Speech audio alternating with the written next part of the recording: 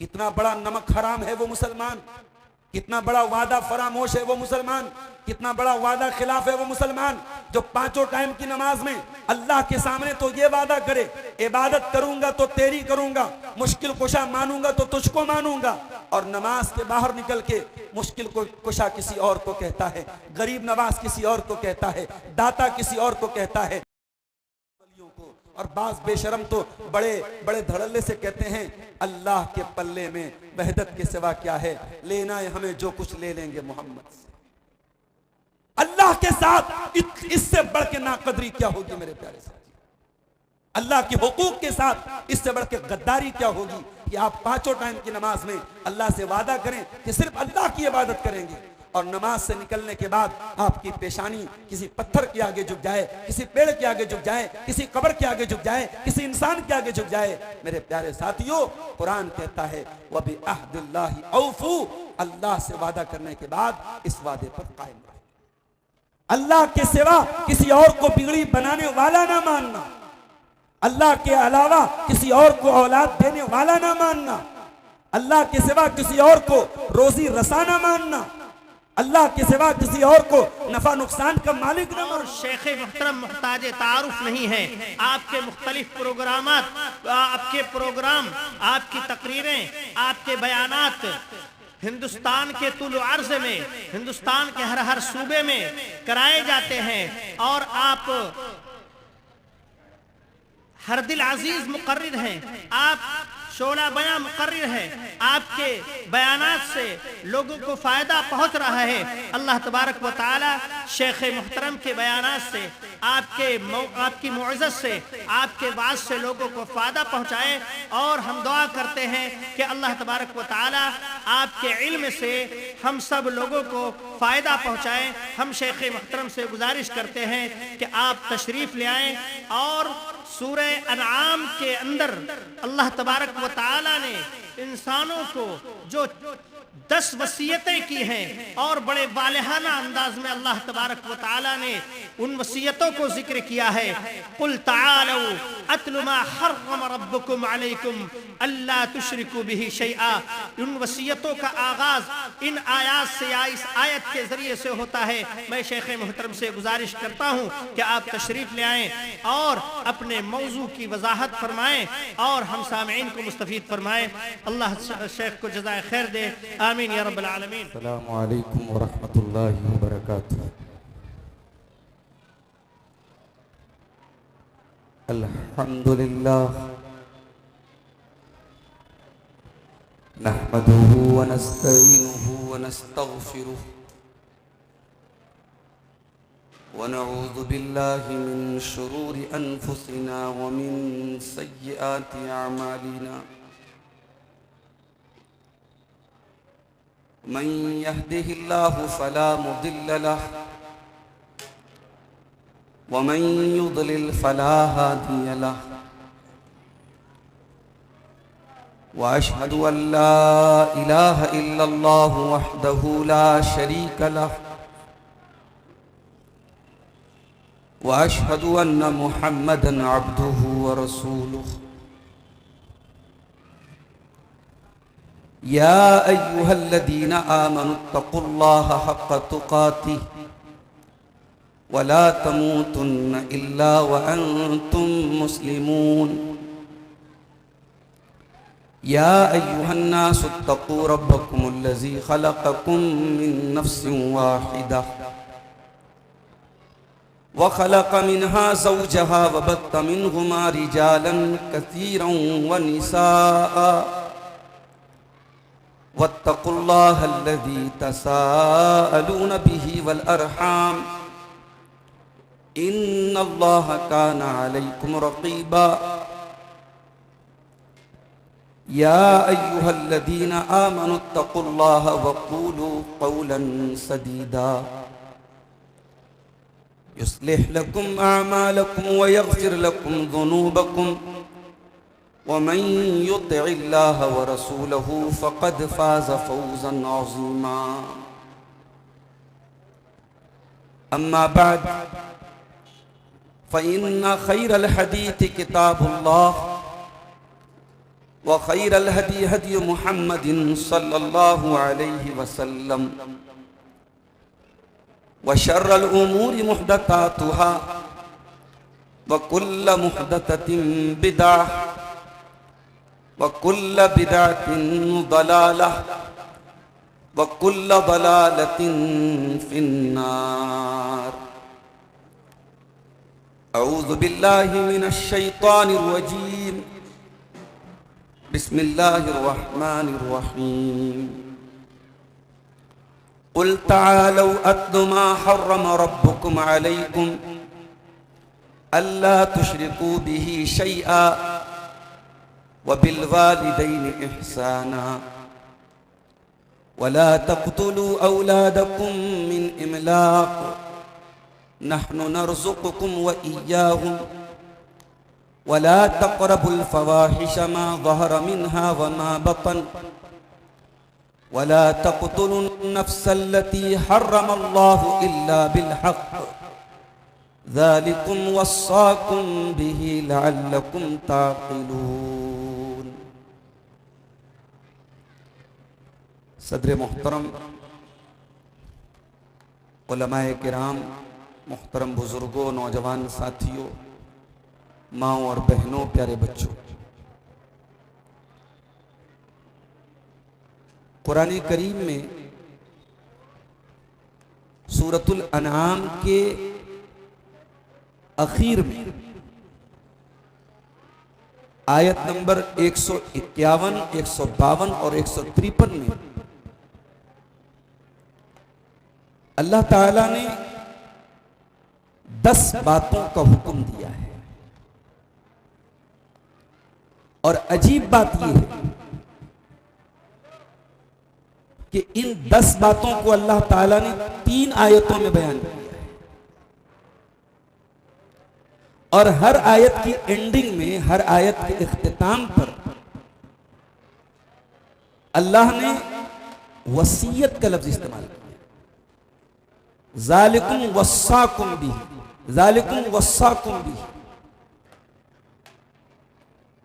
गोया अल्लाह ताला ने ये 10 वसीयत की है अपने बंदों के लिए।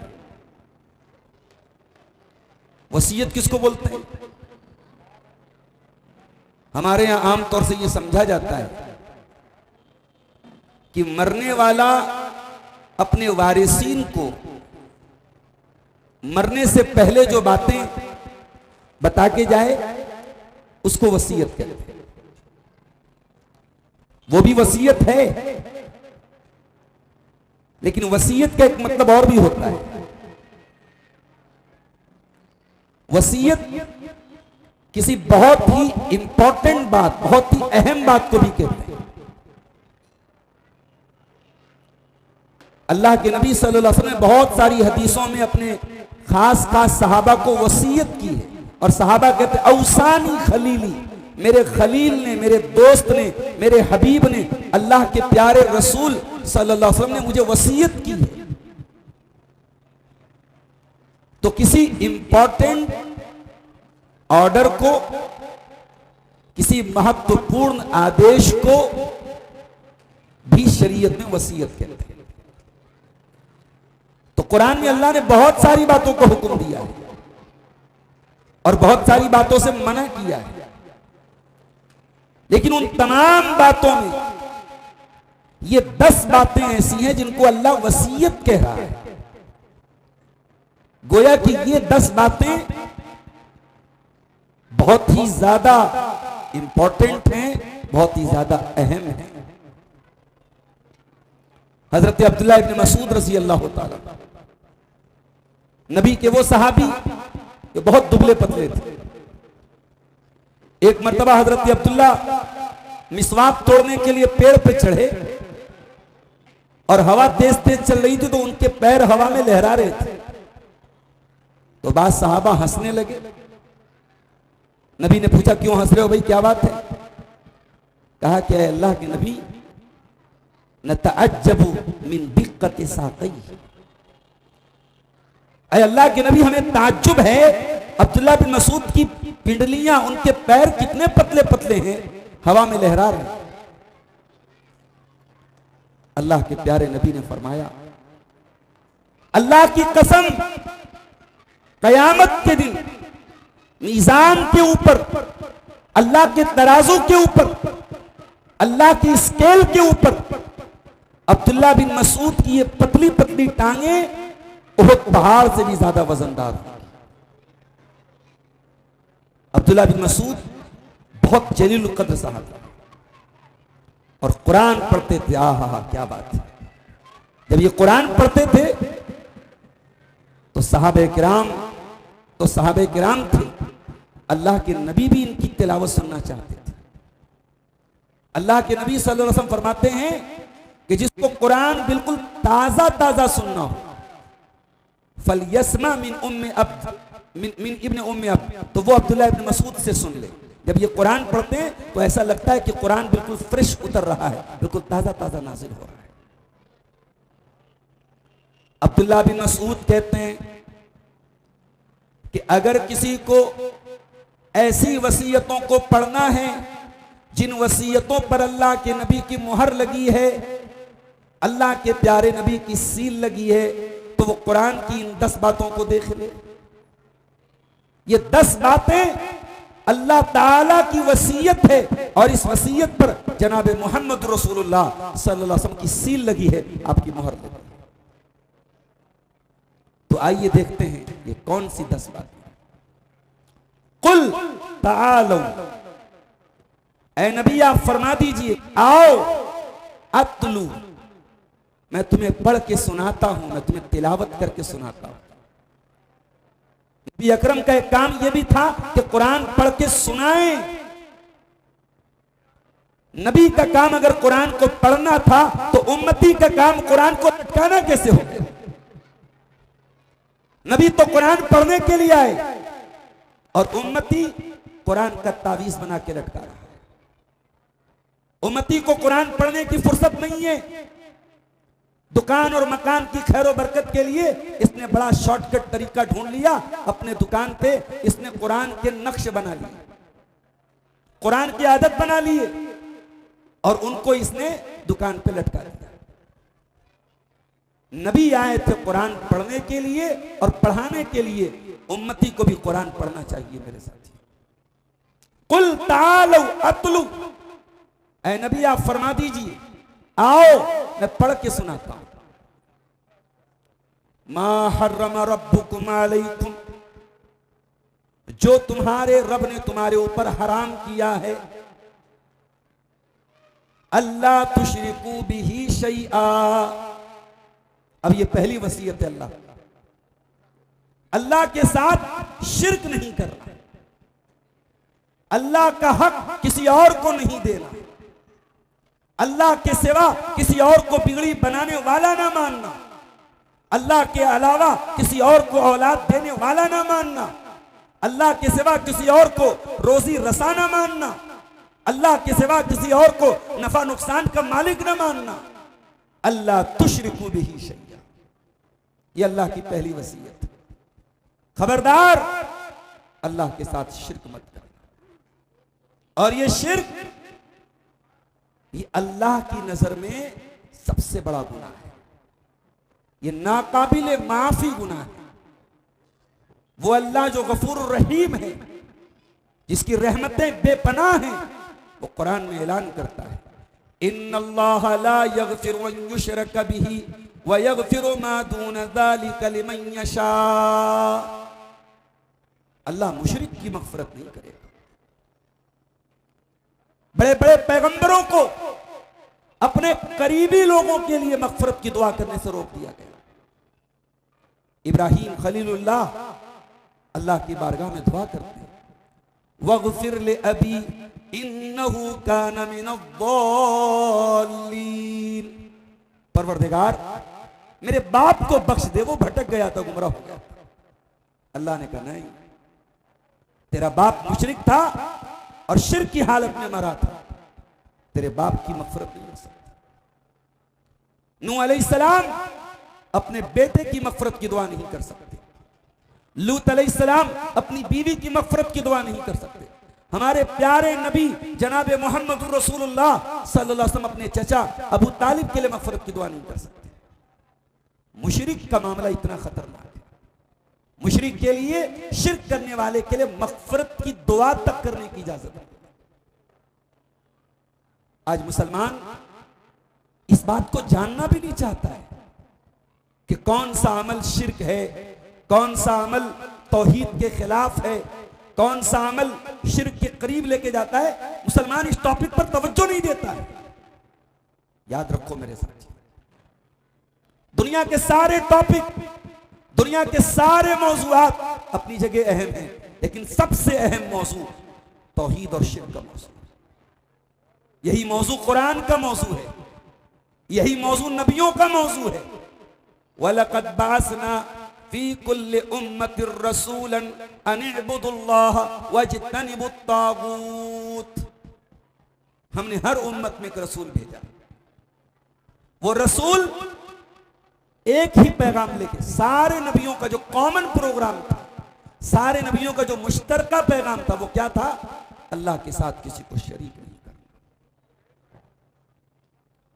तो पहली वसीयत है कि अल्लाह के साथ शिर्क मत करो। दूसरी वसीयत व बिल वालिदैन इहसाना, और ऐ मेरे बंदो तुम अल्लाह का हक तुम्हें अल्लाह ने बता दिया। अब इसके बाद हुकूकुल इबाद का नंबर आया, और हुकूकुल इबाद में सबसे पहला नंबर तुम्हारे माँ बाप का है। अपने माँ बाप के साथ हुस्न सलूक करना। अल्लाह, आप बड़े आबिद हैं, बड़े जाहिद हैं, लेकिन अगर आपका सलूक आपके माँ बाप के साथ अच्छा नहीं, आपकी माँ को आपसे तकलीफ है, आपके बाप को आपसे दुख है, तो आप अपने रवैये पर नजर सानी कर लीजिए। कहीं ऐसा ना हो आपकी इबादतें आपके मुंह पर मार दी जाए। अल्लाह की नेकी का तसव्वुर नहीं है इसके बगैर कि आप इस दुनिया में अपने सबसे बड़े मुहसिनीन, जिन्होंने आपको पैदा किया, जिन्होंने आपके लिए अपनी जिंदगियों को खपाया, आप अपने वालिदैन को तकलीफ पहुंचाएं, इस बात की इजाजत नहीं है मेरे भाई। और अगर खुशकिस्मती से ये वालिदैन आपको बुढ़ापे में मिल जाएं, तो कुरान क्या कहता है? इम्मा यबलुगन्ना इंदकल किबरा अहदुहुमा औ किलाहुमा फला तकुल लहुमा उफ्फिन वला तनहरहुमा वकुल लहुमा कौलन करीमा। अगर वालिदैन तुमको बुढ़ापे में मिल गए, दुनिया के बहुत सारी औलादें हैं जो बेचारी तरसती हैं कि उनके घर में भी बूढ़ी मां का साया। वो शरारतें करें, वो कोई गलत काम करे तो कोई मां हो जो डांटे, कोई बाप हो जो झिड़के, कोई हो जो नसीहत करे। तुझे अपने बाप की डांट बुरी लगती है, तुझे अपनी मां की बातें बुरी लगती है। दुनिया के लाखों बच्चे ऐसे हैं जो उन बूढ़े मां बाप को पाने के लिए तरसते हैं। अगर तुझे बुढ़ापे में मिले हैं तो कुरान कहता है कि अदना दर्जे की तकलीफ भी उनको न पहुंचाना। जबान से सबसे हल्की तकलीफ जो होती है उफ भी न कहना, और खबरदार बदतमीजी से बात न करना। बहुत ही एक्सीलेंट लहजे में, बहुत ही क्रीम लहजे में, बहुत ही नर्म लहजे में उनसे बात करना। उसके बाद तीसरी वसीयत, वला तक़्तुलू औलादकुम मिन इमलाक, और अपनी औलाद को कत्ल न करना फाका कशी की वजह से, गुर्बत की वजह से। अगर तुम्हारे पास रोजी रोटी के जराए महदूद हैं, तुम्हारे घर में गुर्बत है, तो तुम्हें यह अधिकार किसने दे दिया कि तुम अपनी औलाद को कत्ल करो? खबरदार, तुम्हारे जहन में कहीं यह ना हो कि औलाद को तुम पाल रहे हो तो तुम खिला रहे हो। नहीं, नहनु नर्ज़ुकुकुम व इय्याहुम। अरे नादान, दुनिया में कितने अपाहिज लोग हैं जो कोई काम नहीं कर सकते। दुनिया में कितने परिंदे ऐसे हैं जो अपने घोंसले के बाहर नहीं निकल सकते। क्या उनको रोजी नहीं मिल रही है? अल्लाह उनको भी रोजी दे रहा है। ऐ नादान, तू कहीं ये ना समझ कि अपनी औलाद को तू रोजी देता है। तुझे भी रोजी देने वाला अल्लाह है, तेरी औलाद को भी रोजी देने वाला अल्लाह है। और यहां एक काबिल गौर नुक्ता याद रखिए मेरे साथ। कुरान करीम के 15वें पारे में इसी बात को अल्लाह ने दूसरे अंदाज में फरमाया। वहां क्या फरमाया? वला तक़्तुलू औलादकुम खश्यत इमलाक, अपनी औलाद को इस डर से कत्ल न करो कि तुम गरीब हो जाओगे। यानी आप ये सोच करके भी औलाद को अगर कोई कत्ल करता है कि हम क्या खिलाएंगे, तो वो भी हराम और गुनाह है। और औलाद होने के बाद इंसान अपनी गुर्बत की वजह से औलाद को कत्ल कर दिए भी गुनाह है। 1400 साल पहले अरब की धरती पर कुछ कबाइल ऐसे थे जिनके यहां लड़कियां पैदा होती थी तो वो अपनी बच्चियों को जिंदा जमीन में गाड़ देते थे, दफन कर देते थे। इस्लाम ने आकर इस अत्याचार को खत्म किया, इस जुल्म को खत्म किया और दुनिया को पैगाम दिया, चाहे वो पैदा होने वाली औलाद लड़का हो या लड़की हो, मेल हो फीमेल हो, वो औलाद उसे कत्ल करने का कोई राइट और अधिकार आपको नहीं। अब दौर बदल गया, जमाना तरक्की कर गया, इंसान चांद पर पहुंच गया।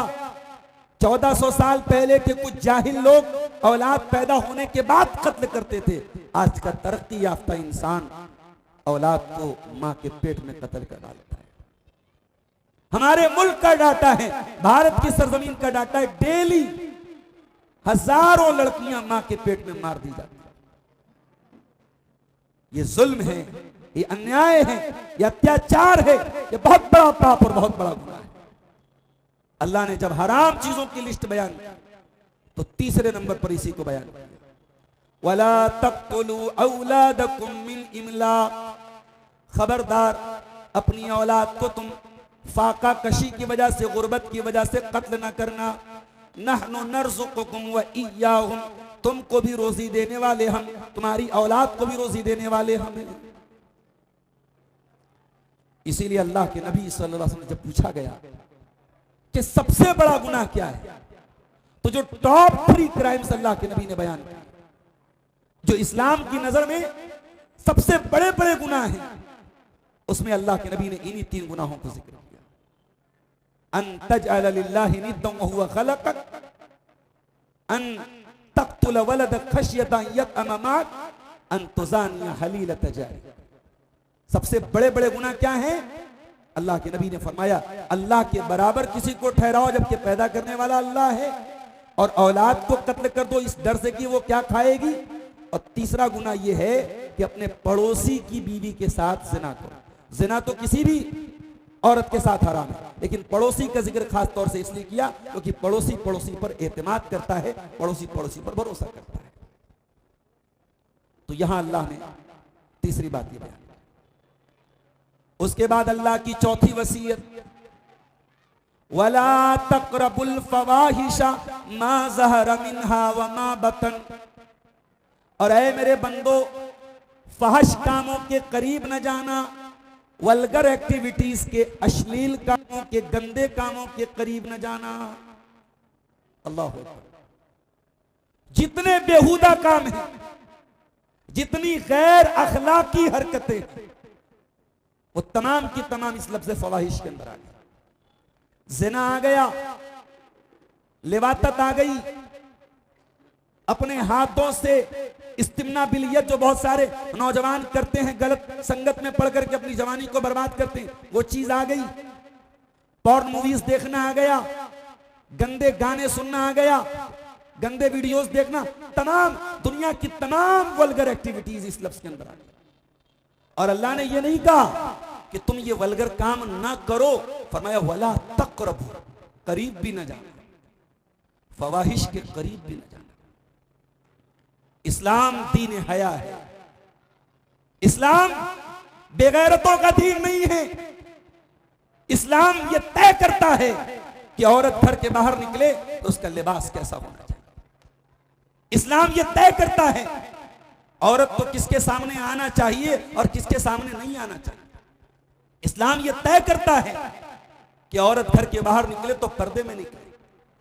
इस्लाम ये तय करता है कौन से रिश्तेदार औरत के लिए महरम है, कौन से रिश्तेदार औरत के लिए गैर महरम है।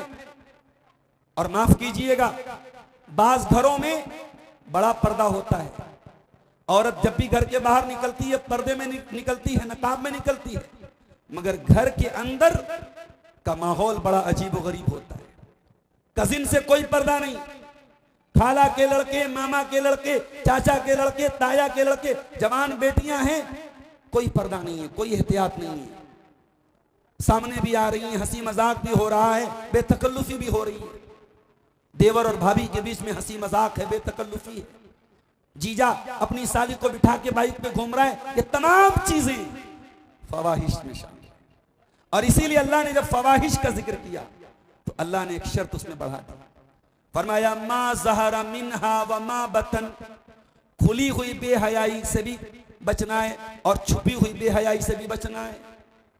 एक ओपन बेहयाई है, खुलेआम ज़िना हो रहा है, होटलों में हो रहा है, पार्कों में हो रहा है, और एक वो बदकारी है जो घरों के अंदर जन्म ले रही है, जो रिश्तों के अंदर जन्म ले रही है, जो देवर भाभी के दरमियान जन्म ले रही है, जो जीजा और साली के दरमियान जन्म ले रही है। अल्लाह ने तमाम किस्म की बेहयाई पर रोक लगा दी। फरमाया खबरदार किसी तरीके की बेहयाई के करीब न जाना।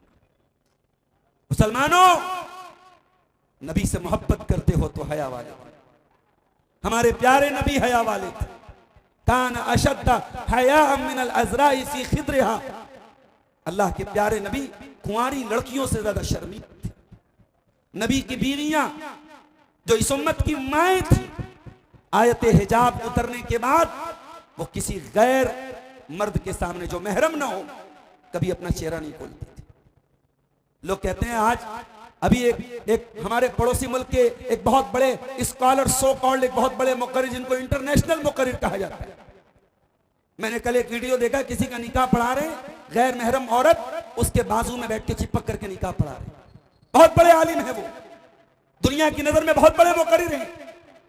एक गैर महरम औरत का निकाह पढ़ा रहे, उससे चिपक करके, और निकाह पढ़ाने के बाद सर पे हाथ रख करके उसको दुआ दे। ये सर पे किसी गैर महरम को हाथ रख के जवान औरत को एक मर्द दुआ दे, ये आशीर्वाद देने का और दुआ देने का कौन सा इस्लामी तरीका है मेरे साथ? ये आज अगर वो इंसान करता है जो अपना ताल्लुक इल्म से जोड़ता है तो इस इंतहाई अफसोस की बात है मेरे प्यारे साथी। मैं कहता हूं दुनिया का सबसे बड़ा अल्लाह का वली आ जाए और दुनिया की सबसे बड़ी अल्लाह की वलिया आ जाए, और वो अल्लाह का वली और अल्लाह की वलिया अगर बंद कमरे में अकेले में मिलते हैं तो नबी का फरमान है ला यख्लुवन्न रजुलुन बिइम्रातिन इल्ला वसालिसुहुम शैतान। जब कोई मर्द किसी औरत के साथ तन्हाई में मिलता है तो डेफिनेटली तीसरा शैतान होता है, डेफिनेटली यकीनन तीसरा शैतान वहां होता है। जवान जवान लड़कियों को आप जेंट्स से आप ट्यूशन दिलाएं, बाज घरों में बाज इलाकों में देखा कुरान पढ़ने के लिए जवान लड़कियां हाफिजी जाके उसको कुरान पढ़ा रहे हैं। बहुत एहतियात की जरूरत है मेरे भाई। शरीयत में तो ऐसे भी हराम है ये चीज, और फितनों के दौर में तो हमें बहुत एहतियात करनी चाहिए। कुरान कह रहा है खबरदार बेहयाई के कामों के करीब करना। 4 चीजें हो गई। 5वीं चीज वला तक़्तुलुन नफ्सल्लती हर्रमल्लाहु इल्ला बिल हक़्क़ि, और ऐ मेरे बंदो किसी ऐसी जान को तुम्हें कत्ल नहीं करना है, किसी ऐसे इंसान की जान नहीं लेना है जिसकी जान को अल्लाह ने हराम करार दे दिया है। Don't kill any innocent person, किसी निर्दोष की हत्या करने की आपको इजाजत नहीं। काश के दुनिया को कोई बताए कि ऐ इस्लाम को आतंकवाद और दहशतगर्दी के साथ जोड़ने वालों, ये अल्लाह की 10 वसीयतें हैं, ये मोस्ट इंपॉर्टेंट कमांडमेंट्स हैं, ये अल्लाह के सबसे अहम अहकाम हैं, और इसमें भी अल्लाह क्या कह रहा है, खबरदार किसी बेकसूर को कत्ल न करो। 5 चीजें होंगी। ये 5 चीजें बयान करने के बाद अल्लाह कहता है ज़ालिकुम वस्साकुम बिही लअल्लकुम ताक़िलून। ये अल्लाह की वसीयत है, शायद कि तुम अक्ल से काम लो। गोया ये 5 चीजें वो हैं जिनका ताल्लुक अक्ल से है। अगर इंसान जरा से भी अक्ल इस्तेमाल करेगा, शिर्क नहीं करेगा, माँ बाप को नहीं सताएगा, औलाद को कत्ल नहीं करेगा, जिना नहीं करेगा, और इसी तरीके से किसी निर्दोष को कत्ल नहीं करेगा। ये 5 चीजें ऐसी हैं, कॉमन सेंस से इनका ताल्लुक है, अक्ल से इनका ताल्लुक है। अब आगे बढ़ते हैं नेक्स्ट आयत की तरफ। सूरतुल अनाम आयत नंबर 152, 152 नंबर की आयत।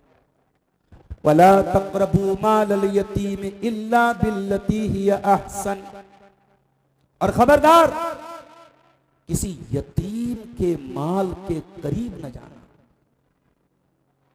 तुम्हारा भतीजा ही क्यों न हो, तुम्हारा भांजा ही क्यों न हो, तुम्हारा पोता ही क्यों न हो, अगर यतीम बच्चा है और तुम उसके गार्जियन बन गए हो, तुम उसके सरपरस्त बन गए हो, तो उसकी एक एक पैसे का हिसाब रखना। खबरदार उस यतीम के माल का एक पैसा भी नाजायज तरीके से अपने इस्तेमाल में मत लाना। बहुत डेंजरस चीज है। यतीम समाज का वो तबका है जो समाज की नजर में शोषित है, दबा हुआ है। अरे जिसका बाप नहीं है उस बच्चे को कोई भी मार देता है, कोई भी थप्पड़ लगा देता है, कोई भी गाली दे देता है। जिसका कोई मुहाफिज नहीं है, जिसका कोई निगरान नहीं है, रब्बुल आलमीन उसके हुकूक की रक्षा कर रहा है, रब्बुल आलमीन उसके हुकूक की हिफाजत कर रहा है। कह रहा है खबरदार यतीम के माल के करीब न जाना। अल्लाह अकबर। मेरा दीन कितना प्यारा है, मेरा दीन दीन रहमत, मेरे नबी नबी रहमत, मेरा कुरान किताब रहमत, और मेरा रब रब्बुल आलमीन और रहमान और रहीम। मेरे प्यारे साथियों, इस्लाम किस कदर दीन रहमत पे आप अंदाजा लगाइए कि यतीम के माल के करीब जाने से भी मना किया। अगर किसी यतीम के नाम पर कोई पैसा आपके पास आ रहा है तो आपको बहुत सीरियस होकर और बहुत अलर्ट होकर उस यतीम के माल का हिसाब रखना होगा। कोई यतीम खाना चला रहा है, कोई यतीम बच्चियों का इदारा चला रहा है, कुरान करीम की आयत उसे दावत दे रही है कि तुझे अपने अकाउंट और अपने हिसाब और किताब में बहुत मोहतात रहना पड़ेगा। वला तक़रबू मालल यतीम, अल्लाह ने कहा यतीम के माल के करीब भी न जाना। और किसी ने अगर जुल्म किया किसी यतीम के ऊपर और यतीम का माल खा के बैठ गया तो कुरान में सूरह निसा में अल्लाह फरमाता है इन्नल्लज़ीना यअकुलूना अमवालल यतामा ज़ुल्मन इन्नमा यअकुलूना फी बुतूनिहिम नारा। जो लोग यतीम का माल नाजायज तरीके से खा जाते हैं वो अपने पेट में जहन्नम की आग भर रहे हैं। वो दुनिया का चिकन खा रहे, मटन खा रहे, मुरक्कन ग़िज़ाएं खा रहे, हकीकत में वो अपने पेट में जहन्नम की आग भर रहे हैं। अल्लाह, तो ये बहुत खतरनाक मैटर है। उसके बाद फरमाया हत्ता यबलुगा अशुद्धा, यतीम के माल के अगर तुम गार्जियन बने हो, यतीम जैसे ही बालिग हो जाए, जवान हो जाए, अपने पैरों पे खड़ा हो जाए, यतीम का माल उसके हवाले कर दो। यतीम के माल में कोई खुर्द बुर्द ना करो, कोई गलत काम मत करो। उसके बाद फरमाया व औफुल कैला वल मीज़ान बिल क़िस्त, और ऐ तिजारत करने वालों, दुकानदारों, लेन देन करने वालों, बिजनेस करने वालों, व्यापार करने वालों, जब सामान तौल के दो, नाप के दो, सही तौल के दो, इंसाफ के साथ तौल के दो, ना इंसाफी न करो, डंडी न मारो। कारोबार में 420 करप्शन, मिलावट, बदनुमानी, भ्रष्टाचार की तमाम कैटेगरीज कुरान करीम के इस एक लफ्ज में आ गई। खबरदार अपनी तिजारत में किसी भी तरीके से बेईमानी न करना, बदनुमानी न करना। सवाल ये पैदा होगा, चावल बेचने वाला चावल बेच रहा है, तराजू पर एक तरफ 1 किलो का उसने बटकरा रखा, दूसरी तरफ उसने 1 किलो चावल तौला, चावल थोड़ा ज्यादा हो गया, दुकानदार ने कम किया, कम करने में 1-2 ग्राम कम हो गया। अरे अल्लाह, क्या इसकी भी पकड़ होगी? मैं तो 1 किलो पूरा तौल के दे रहा हूं, मगर इंसान होने के नाते हिसाब किताब में कभी कुछ कमी बेशी हो सकती है, क्या एक एक दाने का हिसाब होगा? फरमाया ला नुकल्लिफु नफ्सन इल्ला वुस्अहा, हम किसी का हिसाब उसकी ताकत से ज्यादा नहीं लेंगे। जहां तुम जानबूझ करके बेईमानी करो, जहां तुम अपनी आंखों के सामने धूल झोंक करके बेईमानी करोगे, वहां तुम्हारी पकड़ होगी। जहां अनजाने में लाशऊरी तौर पर अगर हल्की फुल्की कुछ 19-20 हो गया है, इंशाअल्लाह उसकी पकड़ अल्लाह ताला क्या मिलेगी। तो इसका मतलब यह हुआ कि करप्शन अगर खत्म करना है, बेईमानी खत्म करना है समाज से, चोरी खत्म करना है तो अल्लाह का डर पैदा करना जरूरी है। लाख कानून निकाल दीजिए आप, लाख आप दुनिया के कानून से डरा दीजिए, जब तक दिल में यह एहसास नहीं होगा कि अल्लाह के यहां पकड़ होगी, अल्लाह को हिसाब देना पड़ेगा, तब तक इंसान चोरी नहीं छोड़ेगा, बेईमानी नहीं छोड़ेगा। तो ये हो गई टोटल 7 चीजें। उसके बाद 8वीं चीज, वईजा कुल्तुम फादिलू, और ऐ मेरे बंदो जब तुम बात करो तो अदल की बात करो, इंसाफ की बात करो, न्याय की बात करो, जस्टिस की बात करो। वलौ काना ज़ा कुर्बा, अगरचे अपने रिश्तेदारों के खिलाफ बात करनी पड़ जाए, तुम्हारी बात में भी इंसाफ हो।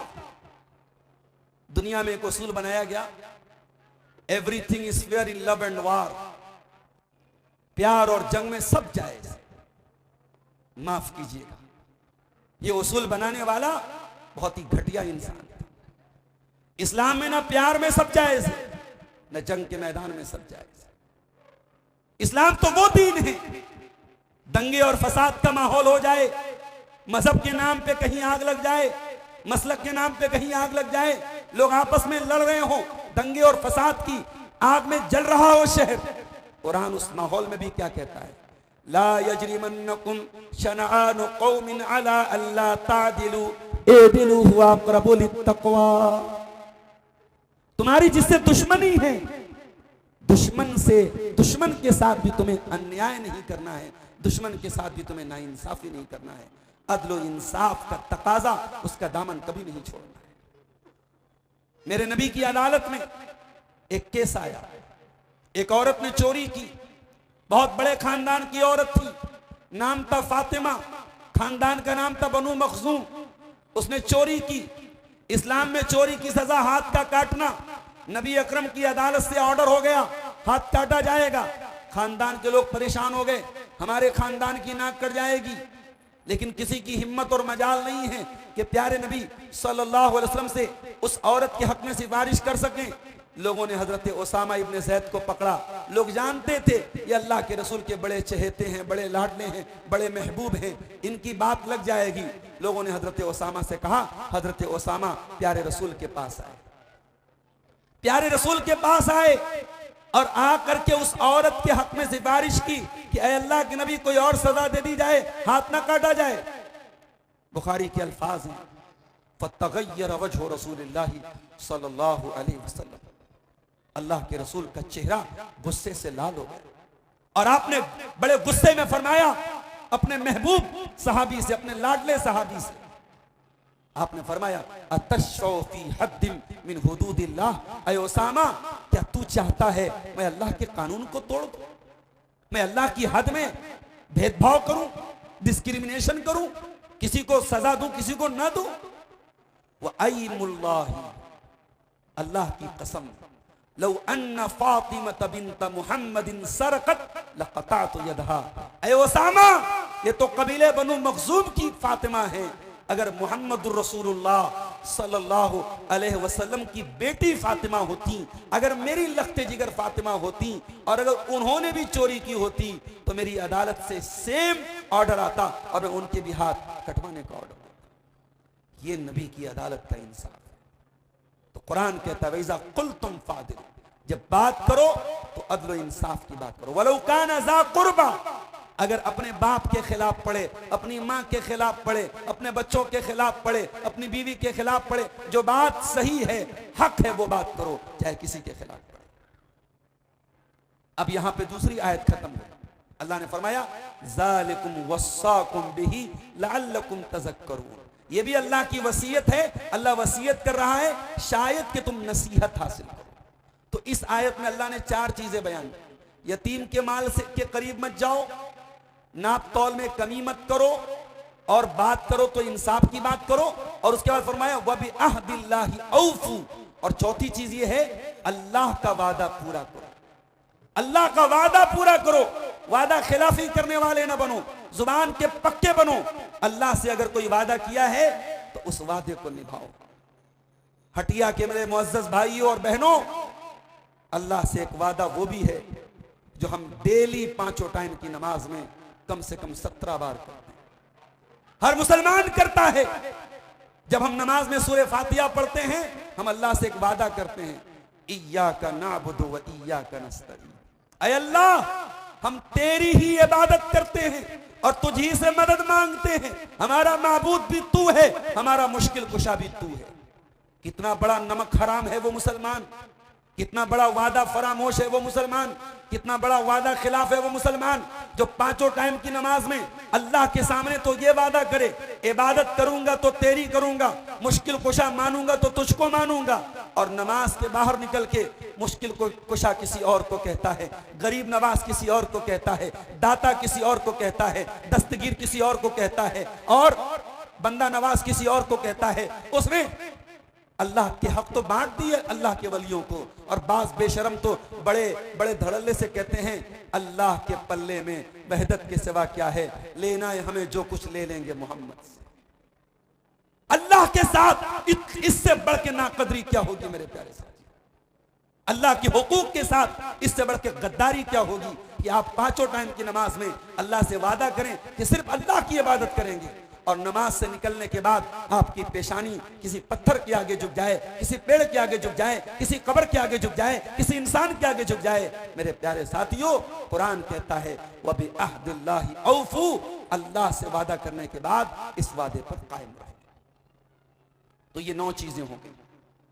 अब आखिरी बात बयान करके मैं बात खत्म करता हूं।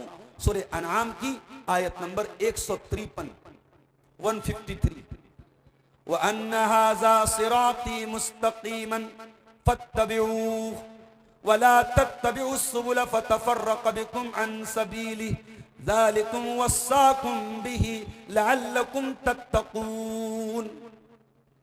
ये अल्लाह की 10वीं वसीयत क्या है?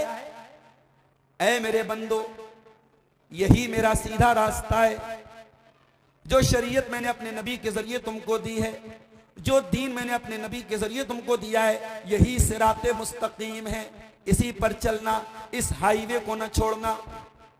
ऐ मेरे बंदो, व अन्ना हाज़ा सिराती मुस्तकीमा, मेरे नबी का बताया हुआ रास्ता यही सीधा रास्ता है, इसी पर चलना। वला तत्तबिउस्सुबुल, दूसरे रास्तों पर न चलना।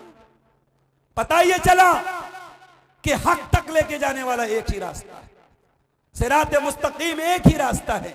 वो 4 नहीं है, वो 5 नहीं है, वो 10 नहीं है, वो 20 नहीं, एक रास्ता है जन्नत तक लेके जाने वाला। सिराते मुस्तकीम एक रास्ता है, और यही वो रास्ता है, यही वो मनहज है जो प्यारे नबी ने सहाबा को दिया, सहाबा ने उम्मत को दिया, और अल्हम्दुलिल्लाह अहले हदीस इसी मनहज की दावत देता है, इसी तरीके की दावत देता है, इसी सिराते मुस्तकीम की दावत देता है।